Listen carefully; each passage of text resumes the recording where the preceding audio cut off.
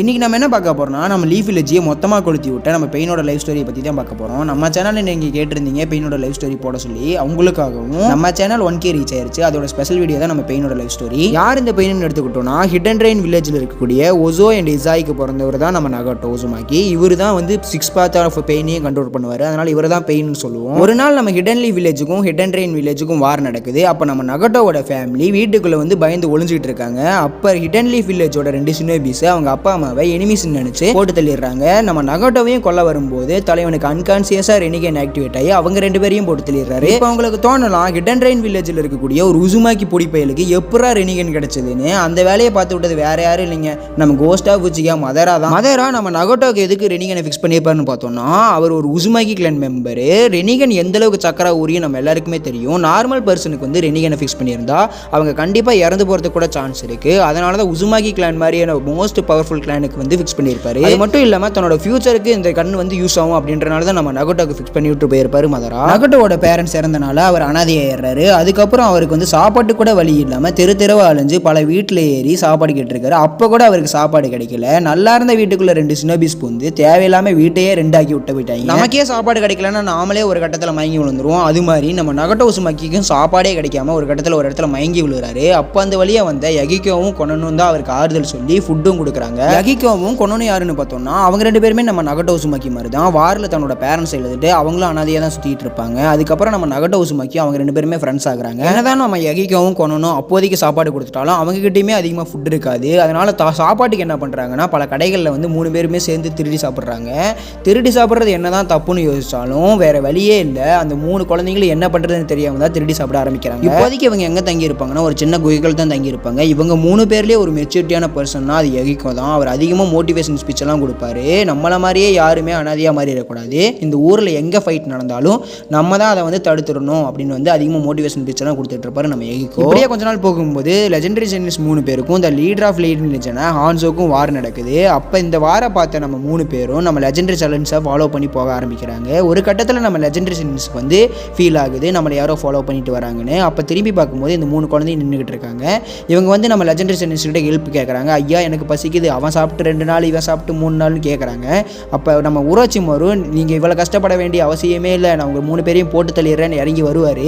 நம்ம ஜிராயா தான் நம்ம உரோச்சிமாருவை அந்த சைடு போடான்னு தள்ளி விட்டுட்டு இவங்க 3 பேரையுமே எடுத்து வளர்க்க ஆரம்பிக்கிறாரு. அதுக்கப்புறம் ஒரு 2-3 வருஷம் இவங்களுக்கு வந்து ட்ரைனிங் கொடுத்து வளர்த்துக்கிட்டு இருக்கும்போது சம்மந்தமே இல்லாத ஒரு சினோபி வந்து நம்ம யகிக்கோ வந்து அடிக்க ஆரம்பிக்கிறான். இதை பார்த்த நம்ம நகட்டோ உசுமாக்கி வெறியாகி தக்காளி என் ஃப்ரெண்டு மேலேயாடா கையை வச்சேன்னு ரெனிகனை வர வச்சு அவரை போட்டு தள்ளிடுறாரு. அப்போ வந்து நம்ம ஜிராயா அந்த இடத்துல இருந்திருக்க மாட்டார். அதுக்கப்புறம் தான் நம்ம ஜிராயா வருவார் என்னாச்சுன்னு பார்க்க. அங்கே வந்து பார்த்து நம்ம ஜிராயாவுக்கு ஒரு பெரிய சாக்கு. ஏன்னா நம்ம நகட்டோ உசுமாக்கியோட கண்ணு ரெனிகனாக இருக்கும். ஆல்ரெடி நம்ம ஜிராயாவே சைல்ட் ஆஃப் ப்ராபர்ட்டியை தேடி ஊராக சுற்றிக்கிட்டு இருப்பாரு. நம்ம நகட்டோட கண்ணு ரெனிகனாக இருக்கிறத பார்த்த உடனே ரெனிகனை வந்து இவங்க மிஸ்யூஸ் பண்ணிடக்கூடாது அப்படின்றனால தனக்கு கற்றுக்கிட்ட மொத்த வித்தையுமே அவங்க 3 பேருக்கு சொல்லி கொடுத்துருப்பாரு நம்ம ஜிராயா. இப்படியே ஒரு 2-3 வருஷம் போகுது. இவங்க 3 பேருமே நம்ம ஜிராயாவோட ஷேடோ குளோனியே தோக்கடிக்கிற அளவுக்கு பவர்ஃபுல்லாக மாறுறாங்க. அப்போ தான் நம்ம ஜிராயா புரிஞ்சுக்கிறாரு இவங்க நல்லா ட்ரைனிங் பண்ண ஆரம்பிச்சிட்டாங்க. இதுக்கு மேலே இவங்க லைஃபை இவங்களே பார்த்துக்குவாங்க, நம்ம வந்து லீஃப் வில்லேஜுக்கு போகலான்னு கிளம்பி போக ஆரம்பிக்கிறாரு. அதுக்கப்புறம் இவங்க 3 பேர் சேர்ந்து அகட்சுக்கின்ற டீமை ஃபார்ம் பண்ணுறாங்க. அந்த டீமுக்கு வேற யாரும் லீடர் இல்லை, நம்ம யகிக்கோ தான்.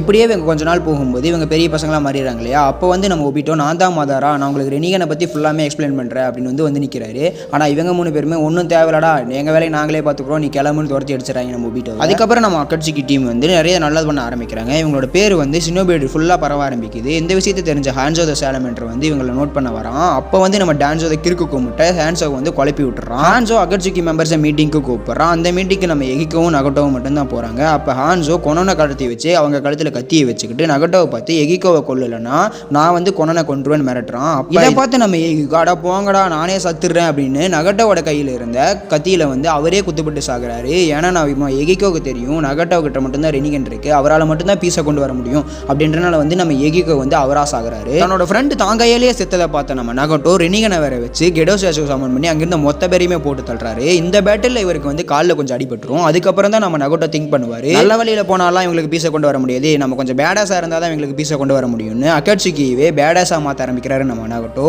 இதோட விளைவாக தான் இவர் வந்து செத்து போன 6 உடம்பை ராட சொருகி கண்ட்ரோல் பண்ண ஆரம்பிக்கிறாரு.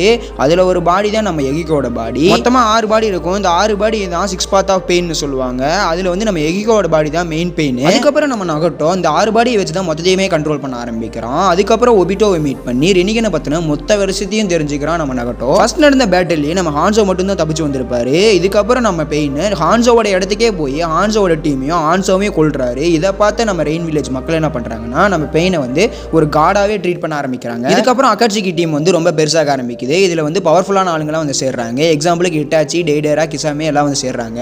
இவங்க எல்லாருமே சேர்ந்து 9 டெயில் பீஸையுமே கேப்சர் பண்ணணும்னு ட்ரை பண்றாங்க. அகாட்சுகி மெம்பர்ஸை வந்து ரெண்டு பேர் ஒரு டீமுக்கு பிரிச்சு மற்ற வில்லேஜுக்கெல்லாம் அனுப்பி ஒரு சில டெயில் பீஸை எல்லாம் பிடிச்சிட்டு வந்துடுறாங்க. இப்படியே நம்ம அகாட்சுகி மெம்பர்ஸ் எல்லா டெயில் பீஸையும் பிடிச்சதுல கடைசியில் 8 டெயில் ஜின்ஜுரிக்கான நம்ம கில்லர் பியும் 9 டெயில் ஜின்ஜுரிக்கான நம்ம நருட்டோ மட்டும் தான் மீதி இருக்காங்க. இதுக்கப்புறம் நம்ம ஜிராயாக்கு ஒரு மிஷன் கிடைக்குது. அது அகாட்சுகி மெம்பரோட லீடரான பெயின்னா யாருன்னு கண்டுபிடிக்கணும் அப்படின்றதுக்காக நம்ம ரெயின் வில்லேஜுக்கு போக ஆரம்பிக்கிறாரு நம்ம ஜிராயா. ரெயின் வில்லேஜுக்குள்ள போன ஜிராயா 6 பெயினோட பாடியை பார்க்கும்போது அதுல மெயின் பெயினான நம்ம எகியோட பாடியை பார்க்கும்போது பச்சை புலன்னு பால் ஊட்டி வளர்த்தா பாம்பா மாதிரி என்னையே கொத்த வரான் அப்படின்னு யோசிக்கிறாரு. இந்த இடத்துல வந்து நம்ம ஜிராயாவுக்கும் பெயினுக்கும் சரியான ஃபைட் நடக்குது. நம்ம பெயினுக்கு ஆல்ரெடி தெரியும் ஜிராயாவோட டெக்னிக்ஸ் என்னன்னு. அதனால நம்ம பெயின் வந்து ஜிராயாவுக்கு ரொம்பவே டஃப் கொடுக்குறாரு. அப்படி இருந்து நம்ம ஜிராயா 3 பெயினை வந்து போட்டு தள்ளிடுறாரு. என்னதான் நம்ம ஜிராயா அந்த அளவுக்கு டஃப் கொடுத்தாலும் பெயின் ஒரு கட்டத்தில் நம்ம ஜிராயாவை போட்டு தள்ளிடுறாரு. ஆனால் ஜிராயா சாகிறதுக்கு முன்னாடி பெயினோட வீக்னஸை கொஞ்சம் நோட் பண்ணியிருப்பாரு. அது சீஃப் டோட் மேலே எழுதி லீஃப் வில்லேஜுக்கு அனுப்பிட்டுருப்பாரு ஜிராயா. இந்த இடத்துல நம்ம ஜிராயோட லைஃப் வந்து முடிஞ்சிருது. ஜிராயோட லைஃப் ஸ்டோரி வேணும்னா நம்ம சேனலில் கமெண்ட் பண்ணுங்க, நாங்கள் அடுத்த வீடியோவில் போட ட்ரை பண்ணுறோம். இதுக்கப்புறம் நம்ம பெயின் வந்து டேரக்டா நருட்டோவே கேப்சர் பண்ணலான்னு லீஃப் வில்லேஜுக்குள்ள என்ட்ரு ஆகி நருட்டோ எங்கன்னு கேட்டு பல பேரை போட்டு தள்ளுறாரு. அப்போ நம்ம பெயினுக்கும் கக்காசிக்கும் ஃபைட் நடக்க ஆரம்பிக்குது. நம்ம கக்காசி என்னதான் பெயினுக்கு டஃப் கொடுத்தாலும்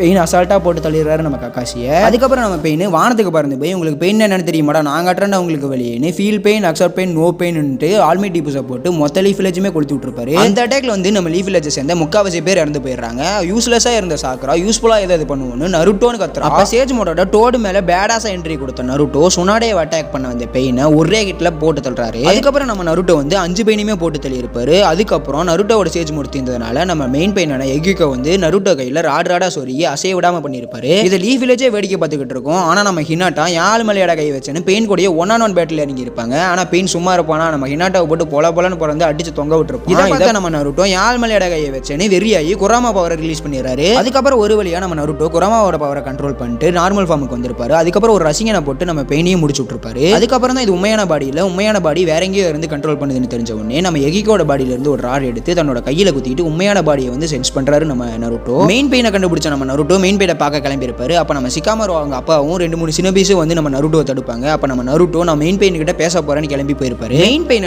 நம்ம நகட்டோவை பார்த்த நருட்டோ நம்ம நகட்டோவுக்கே டாக்னோ ஜுட்சுவை போட்டு 1.5 மணி நேரத்துக்கு பேசியே சாவடிச்சிருக்கு. இதெல்லாம் மனசு திறந்த நம்ம நகட்டோ இவனும் ஜிராயோட ஸ்டூடெண்ட் தான், இவனாலையும் பீஸை கொண்டு வர முடியும், நம்ம செஞ்சது தான் தப்பு அப்படின்னு ஃபீல் பண்ணி நம்ம நருட்டோவை பார்த்து நீ பீஸை கொண்டு வரணும் ஒரு சத்தியத்தை வாங்குறாரு. அதுக்கப்புறம் அந்த ரெனிகனுக்கே இருக்கிற 7th பார்த்தானா அவுட்டர் பாத்தை கிரியேட் பண்ணி லீஃப் வில்லேஜில் செத்து போன எல்லாரையுமே உயிரோட கொண்டு வந்திருப்பாரு நம்ம நகட்டோ. அங்கிட்ட இருந்த கொஞ்ச நஞ்ச சக்கராவையும் அவுட்டர் பாத்துக்காக யூஸ் பண்ணனால நகட்டோ வந்து சக்கராவே இல்லாம இறந்து போறாரு. பண்றதெல்லாம் பண்ணிட்டு உத்தம மாதிரி இறந்து போயிட்டாரு நம்ம. இதுக்கப்புறம் நம்ம கபுட்டோ 4th கிரேட் நிஞ்சாவர்ல நிறைய பேர் ரீஅனிமேஷன் ஜுட்சு போட்டு ரிவ்யூ பண்ணியிருப்பாரு. அதுல வந்து நம்ம நகட்டோவும் ரிவ்யூ ஆயிருப்பாரு. நம்ம நகட்டோவும் இட்டாச்சியும் ஒன்னா நடந்து வரும்போது நம்ம கில்லர் பியையும் நருட்டோவையும் மீட் பண்றாங்க. அந்த இடத்துல ரீஅனிமேஷன் ஜுட்சு யூஸ் பண்ணது நம்ம கபுட்டோ. அதனால கபுட்டோ வந்து 2 பேரையுமே கண்ட்ரோல் எடுத்து நம்ம நருட்டோவையும் கில்லர் பியையும் போட்டு தள்ளலாம் ட்ரை பண்றாரு. அப்ப நம்ம இட்டாச்சி வந்து ஆல்ரெடி நருட்டோவுக்கு கொடுத்த அந்த காக்காவோட கண்ணை யூஸ் பண்ணி சிசுவோட அல்டிமேட் கென்ஜுட்சுவான கோட்டோ அமுர்ஜுகாமை யூஸ் பண்ணி நம்ம கபுட்டோட கண்ட்ரோல்ல இருந்து வெளியே வராரு இட்டாச்சி. ஆனா நகட்டோவில் வந்து அந்த கண்ட்ரோல்ல இருந்து வெளியே வர முடியாது. நம்ம நருட்டோ வந்து அட்டாக் பண்ணிட்டே இருக்கும்போது நம்ம இட்டாச்சி ஒரு வழியா சுசனாவை எடுத்து டோட்சுகா பிளேட யூஸ் பண்ணி நம்ம நகட்டோ வந்து சீல் பண்றாரு. இதோட நம்ம நகட்டோட லைஃப் ஸ்டோரி வந்து ஃபுல்லாவே முடியுது. இந்த வீடியோ உங்களுக்கு பிடிச்சிருந்தா இந்த வீடியோக்கு ஒரு லைக்கை போட்டு நம்ம சேனலை சப்ஸ்கிரைப் பண்ணிருங்க. அப்பதான் நாங்க போடுற ஒவ்வொரு வீடியோ உங்களுக்கு நோட்டிஃபிகேஷன் வரும்.